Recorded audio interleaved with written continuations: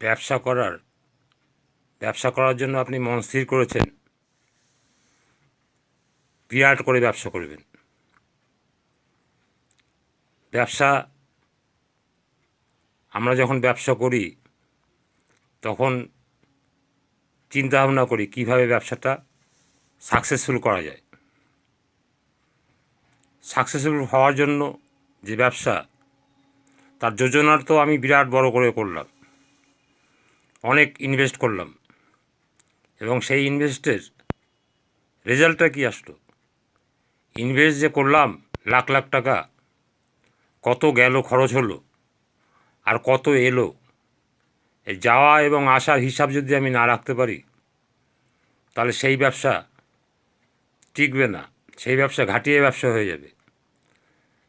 খরচ দেদার খরচ করলাম, খরচের পরে কত এলো সেটি যদি আমি না হিসাব রাখি তাহলে সেই ব্যবসা করে আপনি গেইন করতে পারবেন না। ব্যবসায় হিসাব রাখতেই হবে।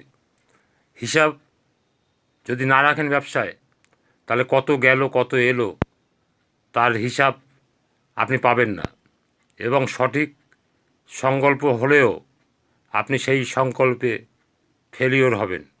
তাই ব্যবসার হিসাব রাখাটা মাস্ট, হিসাব রাখতেই হবে।